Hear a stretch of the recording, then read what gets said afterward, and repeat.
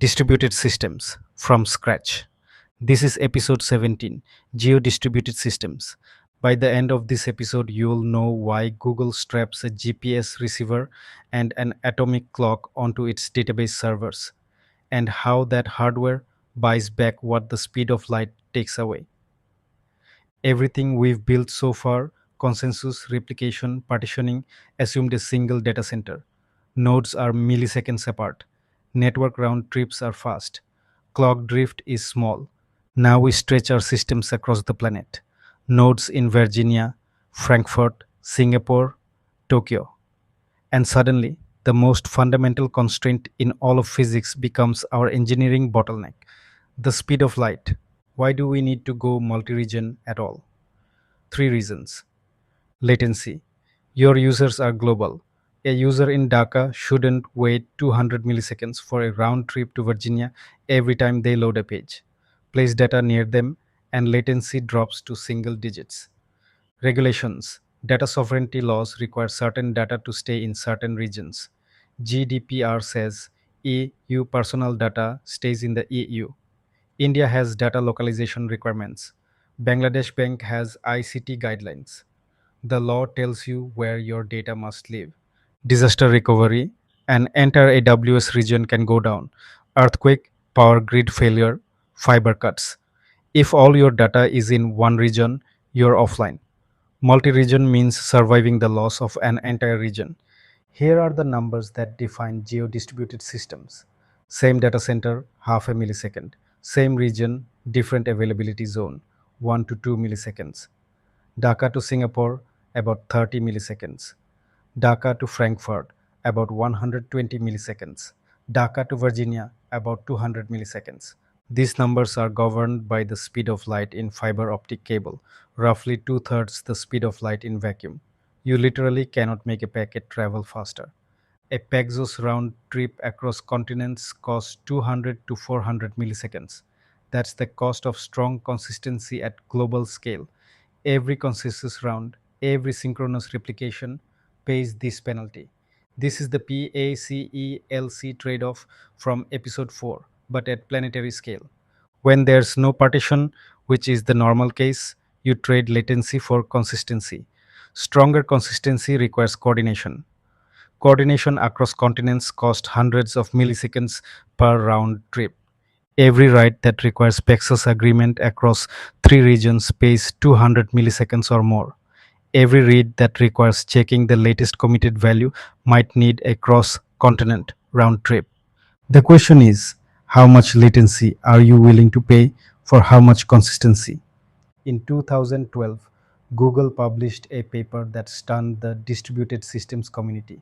Google Spanner, the first globally distributed database to provide external consistency, linearizability across continents, something most researchers considered impractical. The opening of the paper declares Spanner is Google's scalable, multi-version, globally distributed and synchronously replicated database.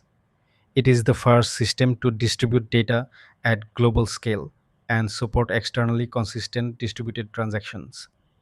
External consistency means if transaction T1 commits before T2 starts in real wall clock time anywhere on the planet, then T1 is guaranteed to be visible to T2.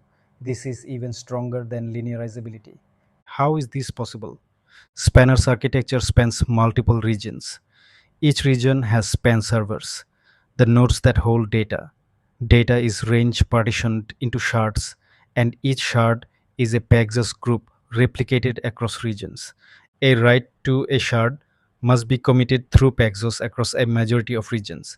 If you have 5 regions, 3 must agree. That's a cross-continent Paxos round trip on every write. But here's what makes Spanner unique. Every server in every region has two special pieces of hardware, a GPS receiver and an atomic clock. These feed into an API called TrueTime, and TrueTime is the secret weapon that makes everything work. TrueTime, the API that makes Spanner's consistency guarantees possible. And it only exists because Google installs GPS receivers and atomic clocks on every server in every data center. Here's what makes TrueTime different from every other clock API. A normal clock API, like NTP, gives you a single time stamp. The time is 10 o'clock and 5 milliseconds, but it doesn't tell you how wrong it might be. Your actual uncertainty might be 100 milliseconds or more. You don't know. True time gives you an interval, not a single point, but a range. The real time is somewhere between 10 hours, 0 minutes, 0 seconds, 0.001 and 10 hours, 0 minutes, 0 seconds, 0.005. The real time is guaranteed to be within this interval. The width of the interval, called epsilon, is typically 1 to 7 milliseconds. GPS receivers provide a highly accurate time reference. Atomic clocks provide stability between GPS sinks. Together, they keep epsilon tiny. Compare this to NTP, where uncertainty is roughly 100 milliseconds and unknown. True time's uncertainty is small and bounded. That bound is everything. Here's how Spanner uses TrueTime to achieve external consistency. It's called the commit wait rule. When a transaction is ready to commit, the leader picks a commit timestamp, specifically TrueTime now latest. This guarantees the commit timestamp is in the future relative to the real time when the transaction executed. Then the leader waits. It waits until true time now earliest is greater than the commit timestamp. This wait is approximately 2 epsilon, roughly 7 to 14 milliseconds. Why wait? Because after the wait, the leader is certain that the commit timestamp is in the past for every server on the planet. Any transaction that starts after this point, anywhere in the world, will see a time that's later than the commit timestamp. This guarantees if T1 commits before T2 starts in real time, then T1's timestamp is less than T2's timestamp, always, globally. External consistency. Look at the timeline. Transaction T1 writes X equals 5. It goes through the commit wait period, waiting for the uncertainty interval to pass.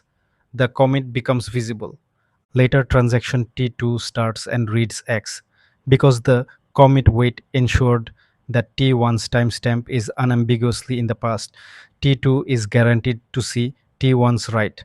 This works even if T1 is in Virginia and T2 is in Singapore. The bounded clock uncertainty, thanks to TrueTime, ensures the ordering is correct globally. Why can't regular NTP synced clocks do this? Because NTP gives you a timestamp with unknown uncertainty. Your clock might be 50 milliseconds fast or 80 milliseconds slow. You don't know. Without a bound on the uncertainty, you can't implement commit wait. You don't know how long to wait. TrueTime doesn't fix clocks, it quantifies the lie. It tells you exactly how wrong your clock might be, at most epsilon milliseconds, and that's enough to build external consistency. This connects directly back to episode 3. We said physical clocks are unreliable. TrueTime doesn't make them reliable, it makes the unreliability measurable and bounded. That's the breakthrough. But TrueTime requires GPS receivers and atomic clocks on every server. That's Google level hardware investment. What about the rest of us? CockroachDB is the open source answer. It achieves spanner like architecture without spanner's hardware. CockroachDB shares most of Spanner's architecture, range partition data, raft consensus per range, that's episode 7, serializable snapshot isolation, that's episode 11, multi-region replication, full SQL. The difference is the clock. CockroachDB uses plain NTP instead of true time. And here's the subtle part, it doesn't measure uncertainty the way true time does. It assumes a maximum clock offset, 500 milliseconds by default. Compare that to true time's 7 milliseconds, measured and guaranteed. Two orders of magnitude worse. To handle this, CockroachDB uses hybrid logical clocks and a technique called uncertainty restarts. When a transaction reads a value and finds that the value's timestamp falls within the reader's uncertainty window, meaning it might have been written after the transaction started, the transaction restarts with a later timestamp. This is the trade. Spanner pays 7 to 14 milliseconds of commit wait on every write. CockroachDB pays an occasional read restart when timestamps are ambiguous. Most of the time, restarts don't happen. When they do, the cost is a retry. CockroachDB's hybrid logical clock (HLC) combines physical and logical time. The physical part tracks wall clock time, synced via NTP. The logical part is a counter that breaks ties when the physical timestamps are the same. On any local event, the HLC advances to the maximum of the local wall clock and the last HLC value plus 1. On receiving a message, it takes the maximum of the local clock, the incoming HLC, and the last local HLC plus 1. This gives causal ordering, like Lamport clocks from episode 3, but the timestamps stay close to real wall clock time. Unlike pure logical clocks, which can drift arbitrarily far from reality, HLCs are anchored to the physical clock. Now let's talk about practical geo-distribution strategies. Not all data needs the same approach. You can and should choose different strategies for different tables and workloads. Three strategies. Geo-partitioned. Data is pinned to a specific region based on a key. European users' data stays in Frankfurt. Asian users' data stays in Singapore. Reads and writes for local users are fast, no cross continent round trips. This is ideal for data sovereignty compliance. The downside, querying data across regions is slow because it requires cross region communication. CockroachDB supports this with partition by region. Geo-replicated. All data is replicated to every region. Reads are fast from any region. Just read the local replica, but writes must go through the Pexos leader, which might be in a different region. The leader's location determines write latency. This is what Spanner does by default. Write to the leader, read from any replica. Great for disaster recovery. Follow the sun. The Paxos leader for a shard migrates to the active region. During US business hours, the leader is in Virginia. During Asia business hours, it moves to Singapore. Writes are fast during active hours. The migration itself introduces brief unavailability. CockroachDB supports this with alter table list preferences. Let me compare them directly. Clock strategy. Spanner uses true time with GPS and atomic clocks, 1 to 7 milliseconds of measured guaranteed uncertainty. CockroachDB uses HLC with NTP and an assumed maximum offset 500 milliseconds by default. Consistency. Spanner provides external consistency, linearizability tied to real time. CockroachDB provides serializable isolation with occasional read restarts in the uncertainty window. Commit cost. Spanner waits 7 to 14 milliseconds per commit. CockroachDB doesn't wait, but restarts reads when timestamps are ambiguous. Consensus. Spanner uses multi-paxos per shard. CockroachDB uses raft per range. Availability. Spanner is Google Cloud only. CockroachDB is open source, runs on any cloud. Other geo-distributed systems take different positions on the trade-off spectrum.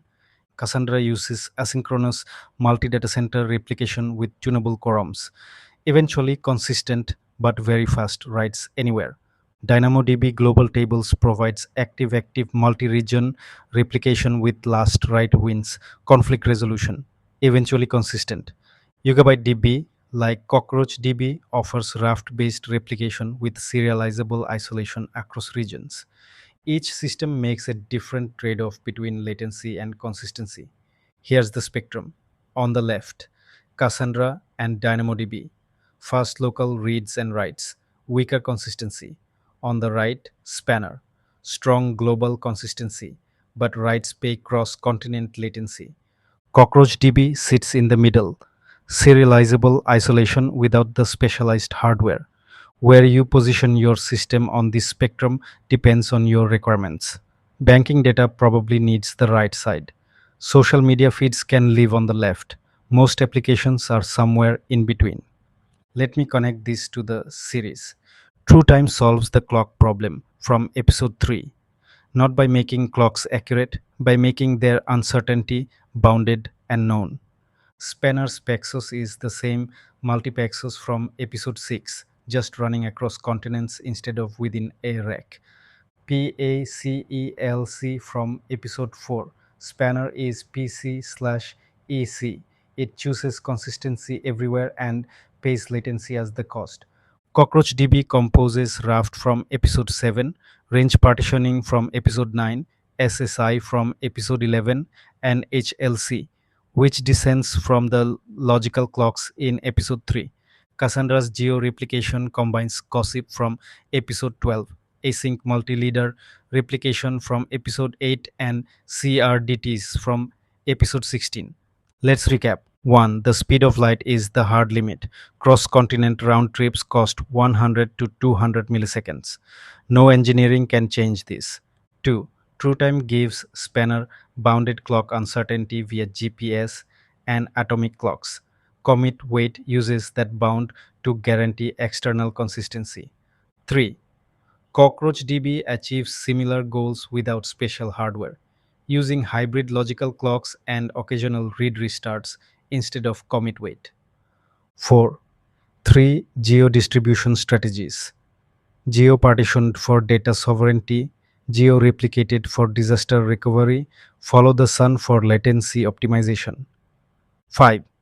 The trade-off spectrum runs from Cassandra, fast, eventually consistent, through Cockroach DB, balanced, to Spanner, strong consistency, higher latency. Next episode, Byzantine fault tolerance, the season 4 finale. Everything so far assumed nodes are honest. They might crash, but they don't lie. What happens when a node can send wrong data, forge messages, or actively try to sabotage the system?